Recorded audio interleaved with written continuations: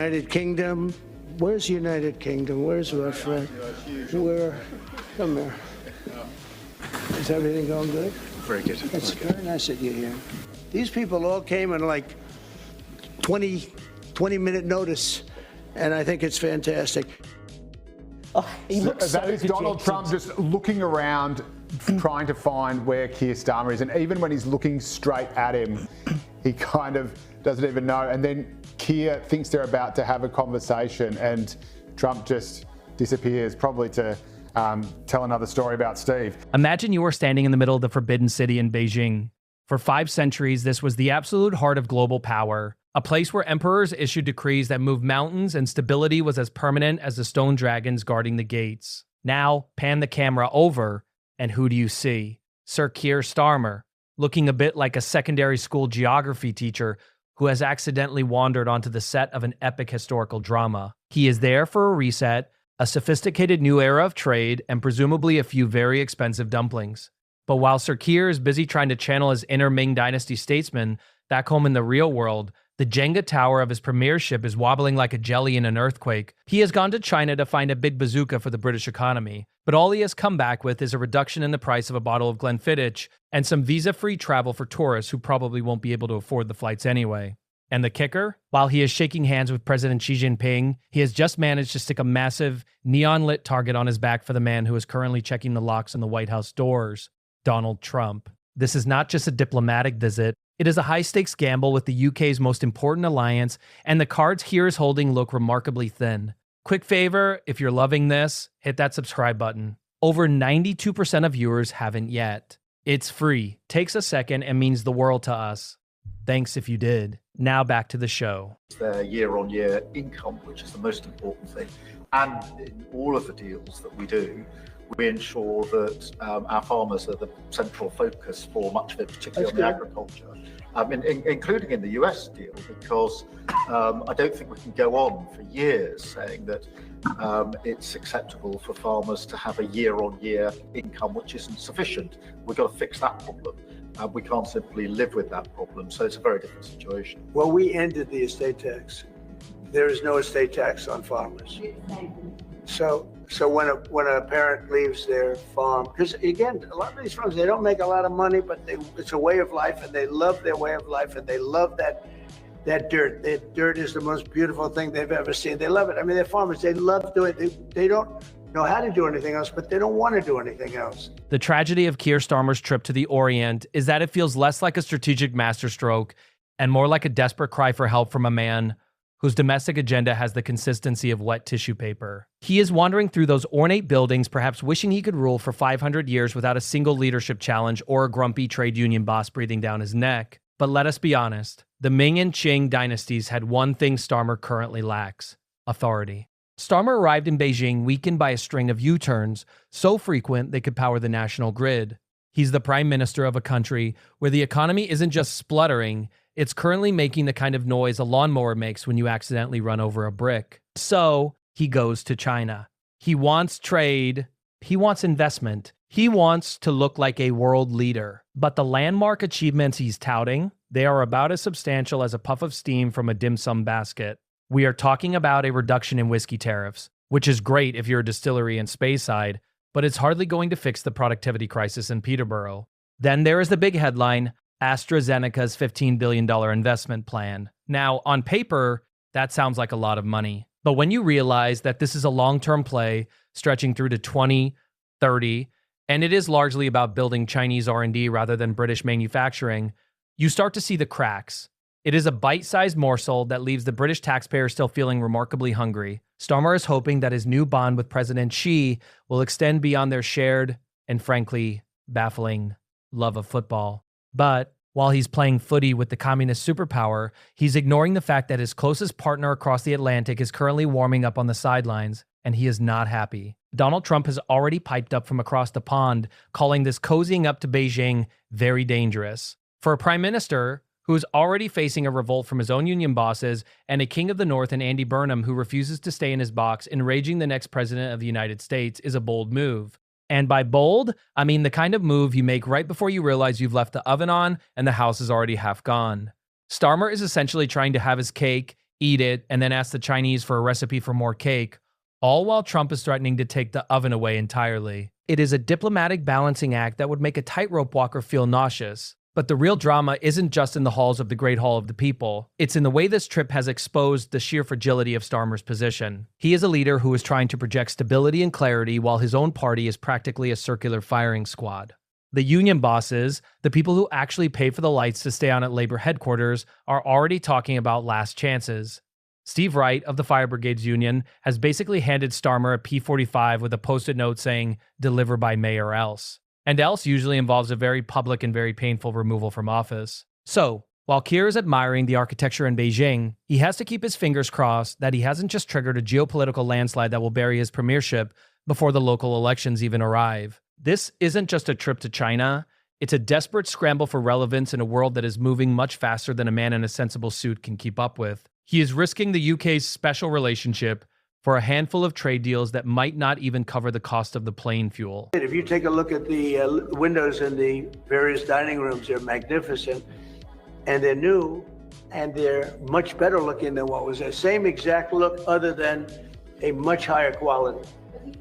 And they're local people. I use a lot of your local people. You have really great local tradesmen here, yes? It's a classic case of looking for a sophisticated solution to a problem that actually requires some old-fashioned backbone. But as we know, in British politics, sophisticated is often just a fancy word for, I don't know what I'm doing, but look at my nice folder.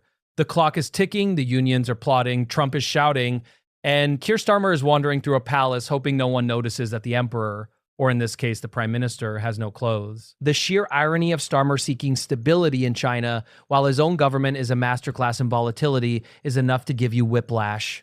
He talks about a long-term strategy, but his long-term strategy seems to change every time a focus group in the Midlands gets a bit prickly about the price of eggs. In Beijing, he's trying to sell the UK as a services superpower, which sounds fantastic until you realize that our most successful service export recently has been political comedy. Trump's warning that this is very dangerous is not just a casual observation, it is a shot across the bow. He sees the UK drifting toward a regime that he views as the ultimate adversary. If Trump returns to the White House, Starmer's sophisticated relationship with Xi will look a lot like a betrayal to the Americans. And let's be honest, when the choice is between a trade deal with China and a trade deal with the US, the UK usually ends up choosing whatever makes the Americans stop shouting. But Starmer is trying to play both sides, which usually means you end up getting hit by both cars in the middle of the road. Back home, the unions aren't interested in sophisticated diplomacy. They want to know why the water industry is still a privatized mess, and why the Prime Minister's promises from 2020 have been airbrushed out of history faster than a disgraced Soviet official. Steve Wright hasn't just criticized the policy, he has criticized the man. He has basically said that the Labour Party is being run like a PR exercise rather than a movement for change. When your own firemen are saying you're a fire hazard, you know you're in trouble. The suspense is building toward May, because that is when the plot becomes a reality. If Labour gets hammered in the local elections, the unions have already indicated they are ready to pull the plug. They are tired of the morsels of progress. They want the big bazooka of radical change that Starmer promised them when he was trying to get their votes for the leadership. Instead, they are getting a prime minister who is more comfortable in the Forbidden City than in a fire station in Port Talbot. The analogy of the bite-sized morsels or dim sum is perfect because it highlights the fundamental problem with this government. It's all snacks and no substance. A bit of whiskey tariff reduction here, a bit of snooker tour promotion there. It's not a meal, it's a buffet of irrelevance. Meanwhile, the real issues, energy costs, housing, the NHS, are being treated like afterthoughts while the PM pursues his Global Britain 2.0 inches fantasy. Trump is right about one thing. It is dangerous. It's dangerous because it shows a lack of a clear national direction. Are we a bridge between East and West, or are we the junior partner in the Western Alliance? Starmer wants to be both, which is a bit like trying to be a vegan and a butcher at the same time. Eventually, you're going to offend everyone and end up with no customers. And while he's in China, his rivals are circling. Andy Burnham is standing in the wings, looking like a man who knows exactly what he'd do if he had the keys to number 10. Every time Starmer makes a sophisticated speech in Beijing, Burnham makes a common-sense speech in Manchester, and the gap between the leadership and the base gets a little bit wider. The energy of this trip was supposed to be about growth, but it feels more like grovel. We are groveling to the Chinese for investment and groveling to the Americans to not be too angry about it. It is a humiliating position for a country that is supposed to be back on its feet. The wistful smile Starmer had in the Forbidden City might have been because for a brief moment, he could pretend he was an absolute monarch, free from the constraints of a free press and a rebellious party. But the reality is that he is a prime minister on a very short leash.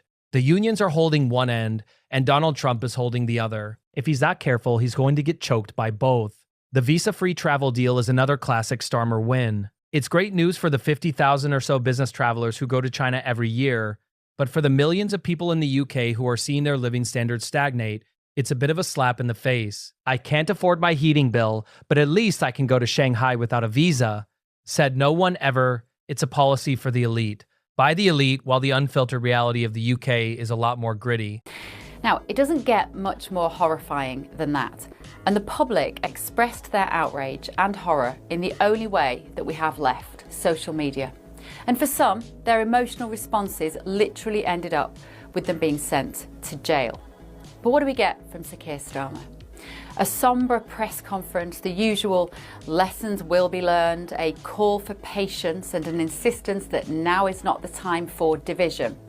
In the subsequent civil unrest, Starmer blamed the so-called far right, shifting the focus from the killer, a child of Rwandan refugees, to the British public. The suspense of the next few months is going to be palpable.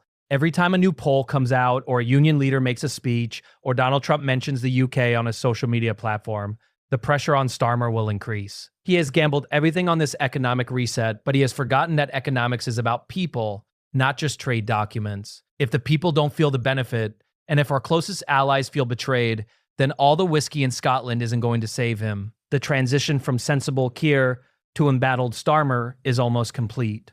He is a leader who is trying to find his feet in a world that has already moved on. The sophisticated relationship he wants is a ghost of a bygone era. We are living in an age of populism, power politics, and polarization. Trying to be a centrist manager in this environment is like trying to manage a hurricane with a spreadsheet. Trump knows this. Xi knows this. Even Steve Wright knows this. The only person who doesn't seem to have the memo is the man currently walking through the Great Hall of the People. The plot to remove him is not some shadowy conspiracy. It is a logical response to a leadership that is failing to lead. If you can't satisfy your donors, your unions, your base, or your allies, what exactly are you doing in the job? Starmer's football diplomacy is perhaps the most cringeworthy part of the whole affair. Does he really think that a shared love of the Premier League is going to overcome the fundamental geopolitical tensions between a Western democracy and a communist superpower? It is naive at best and delusional at worst. Xi Jinping is a man who thinks in terms of decades and centuries. Starmer is a man who thinks in terms of the next news cycle. It is a mismatch of epic proportions. And as the sun sets over Beijing and Starmer prepares to fly back to a country that is increasingly tired of his excuses, he has to face the reality that he has left the UK in a more precarious position than when he started. We are now the country that is dangerous to the US and sophisticated to China. A polite way of saying we are a country that nobody really trusts. The energy of the labor movement is being drained by this constant hedging. People want a fighter, not a negotiator. They want someone who will stand up for British interests, not someone who will sell them out for a few investment deals that will mostly benefit the Chinese. Anyway, the King of the North is waiting. The unions are preparing. Trump is watching. And Keir Starmer? He's just wandering through a palace looking for an exit that might not even be there anymore. The drama of British politics has reached a fever pitch, and this trip to China might just be the spark that sets the whole thing off. It is a fast-paced, high-stakes game of survival, and at the moment, the Prime Minister looks like he's playing for time he doesn't have. Every U-turn, every embarrassing silence on human rights, and every desperate attempt to please everyone has led him to this point. He's the man who risked everything for a dim sum dinner, and now he has to pay the bill. The bill will come in May, and it will be delivered by the voters, the unions, and maybe even a certain orange-haired man in Florida. The suspense is real, the energy is high, and the stakes could not be greater. Welcome to the world of UK Unfiltered, where the truth is rarely sophisticated, but always essential. The historical context of the Forbidden City is actually quite a painful reminder of where we are. The Ming and Qing emperors didn't care about visa-free travel for the British. They viewed the world as something that revolved around them. Starmer is trying to fit into a world that is increasingly revolving around Beijing and Washington, leaving London as a decorative ornament on the sidelines. His attempt to buy stability with Chinese money is a short-term fix for a long-term problem. And while AstraZeneca is pouring billions into China, the UK's own life sciences sector is wondering why they aren't seeing that kind of love from their own government. It's a bite-sized achievement in a world that is hungry for real leadership. Trump's potential fury is not something to be taken lightly. If the UK is seen as a weak link in the Western chain, the consequences for our security and our intelligence sharing could be catastrophic. Starmer is playing a game of geopolitical chicken with a man who has no problem running you off the road. The dangerous label is a warning that the special relationship is on life support. And if it dies, Starmer will have to explain why he thought a few snooker tournaments in Chinese cities were a fair trade for the UK's most vital alliance. The unions aren't just plotting a resignation, they are plotting a redirection. Step 1, say that it's tragic. Step 2, ask for calm. And step 3, hope everyone forgets and the news cycle moves on. But look at what happens here in America under President Trump. This heinous assault was an act of evil, an act of hatred, and an act of terror. It was a crime against our entire nation. It was a crime against humanity. We must now re-examine every single alien who has entered our country from Afghanistan under Biden, and we must take all necessary measures to ensure the removal of any alien from any country who does not belong here or add benefit to our country. If they can't love our country, we don't want them. They want a Labour Party that acts like one. They want the water back in public ownership, the railways run for the people, and a prime minister who doesn't look like he's auditioning for a role in a corporate recruitment video. Steve Wright's intervention is a sign that the honeymoon, if there ever was one, is well and truly over. The Last Chance Saloon is open for business, and Starmer is the only customer left at the bar. The local elections in May are going to be a bloodbath if the current trajectory continues. The Red Wall voters who gave Labour their chance are looking at this trip to China and wondering what it has to do with their lives. They don't want sophisticated relationships. They want their bins emptied and their hospitals fixed. Starmer is providing a delicacy when they need a hearty stew. The analogy of the football love is particularly grating because it shows how out of touch the leadership has become. You can't bridge an ideological divide with a shared interest in Manchester City. It's a shallow attempt at connection in a world that demands deep conviction. The wistful smile Starmer had in Beijing will soon be replaced by a grimace of survival as he returns to a Westminster that is ready to pounce. The Tory MPs are already lining up to call him a CCP shill. And for once, their attacks are going to resonate because they are backed by the potential future leader of the free world. It is a perfect storm of failure, and Starmer is at the center of it with a very small umbrella. The energy of the UK is changing. People are becoming less tolerant of the managerial approach. They want results, not feasibility studies on trade agreements that won't see the light of day for a decade. The plot to force his resignation is a reflection of this national impatience. We are a country in a hurry, and our leader is a man who walks slowly through historical palaces. The contrast is too great to ignore. The suspense of the next few months will be driven by this fundamental disconnect. Can Starmer speed up, or will the party move on without him? The King of the North is already warming up his engine. Andy Burnham is the man who represents the unfiltered side of the party, vocal, passionate, and connected to the people. Starmer, by comparison, looks like a man who is terrified of making a mistake, which is the biggest mistake of all. Every U-turn is a sign of that fear. He is so worried about the dangerous label from Trump that he's trying to be everyone's friend, and in the process, he's becoming no one's leader. The China trip was supposed to be his I am a world leader moment, but it has turned into his I am out of my depth moment. The bite-sized morsels of trade are not enough to sustain a government that is starving for credibility. The unions know it, the public knows it, and you can bet that Donald Trump knows it too. The fury from Washington will not be quiet. It will be a loud, public, and embarrassing takedown of the UK's current direction, and Starmer will be left holding a Chinese fan, trying to cool down a fire that he himself started. The energy of this political drama is reaching its peak. We are seeing a leader who is trying to find a future in a past that no longer exists. The Forbidden City is a museum for a reason. You can't live there anymore. Starmer needs to wake up to the reality of the 21st century, a world of power, pride, and unapologetic national interest. If he can't be bold at home, he will never be respected abroad. The plot to remove him is a wake-up call, but it might be one that he's already slept through. The countdown to May is on, the sharks are in the water, and they can smell the dim sum. This is UK politics at its most raw and its most revealing.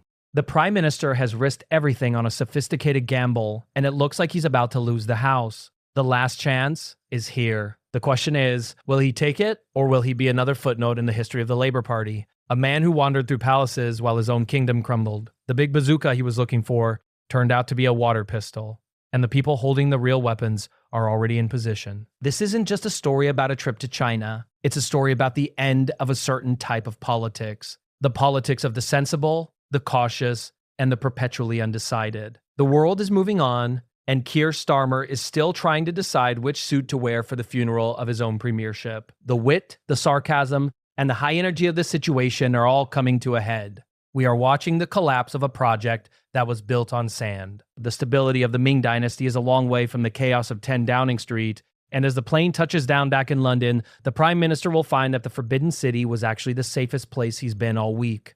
Welcome back to the real world, Keir. It's unfiltered, it's messy, and it's about to get a whole lot louder. The visa-free deal will be forgotten by tomorrow, but the dangerous label from Trump will stick like glue. The bite-sized morsels won't satisfy the unions, and the King of the North isn't going anywhere.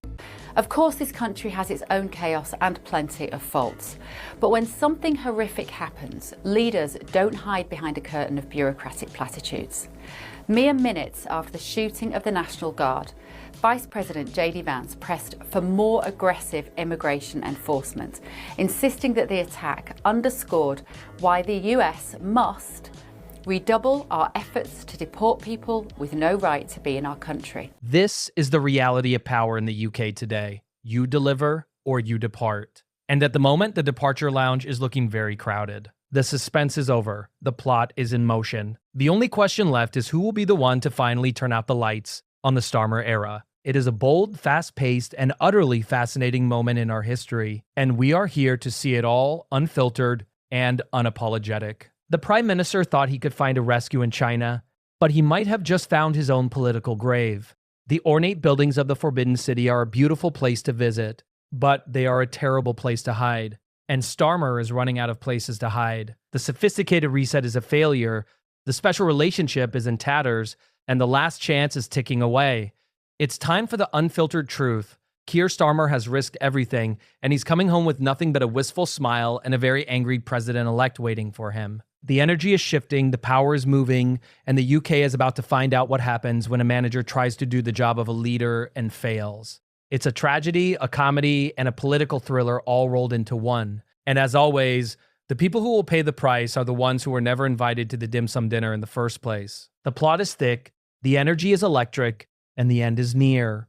Keep your eyes on the North, keep your eyes on the unions, and for heaven's sake, keep your eyes on the man with the orange hair. The drama of Sir Keir Starmer is far from over, but the final act has definitely begun. He went to China to save himself, but he might have just guaranteed his own destruction. It's a high-stakes, high-energy world, and there's no room for sophisticated failures. The unfiltered truth is often the most painful, and the truth for Keir Starmer is that he is a man out of time, out of allies, and very soon, out of a job. The big bazooka was empty, and the wistful smile was the last thing he had left. The countdown to May is the only thing that matters now. The plot is in the open, the warnings have been issued, and the world is watching. It's a masterful display of how not to run a country, and we are all along for the ride. The suspense of the local elections will be the ultimate test. If he fails there, the morsels of trade won't be enough to keep the wolves from the door. Starmer's football diplomacy will be seen for what it is, a desperate attempt to find common ground when the ground beneath his feet is already giving way. The Forbidden City was a place of absolute power, but Keir Starmer is a man of absolute uncertainty. And in the unfiltered world of British politics, uncertainty is a death sentence. The energy of this story is about the clash between the old world of managerial politics and the new world of populist reality. Trump represents the latter, and he has just declared war on Starmer's attempt to stay in the former. It's a fight Starmer can't win, and a risk he should never have taken. The special relationship is the only thing keeping the UK afloat in a stormy world, and he just threw the life jacket overboard for a few whiskey deals. It's a bold move, but not a clever one. The unfiltered truth is that Starmer is a leader who doesn't know what he stands for, and in a world of strongmen like Xi and Trump, that is the most dangerous position of all. The plot is the logical conclusion of a leadership that has lost its way. The unions are just the first to say it out loud. The rest of the country will say it in May. And then, the Forbidden City will just be a nice holiday memory for a man who used to be Prime Minister. The energy is high, the stakes are higher, and the clock is ticking. Thank you for watching.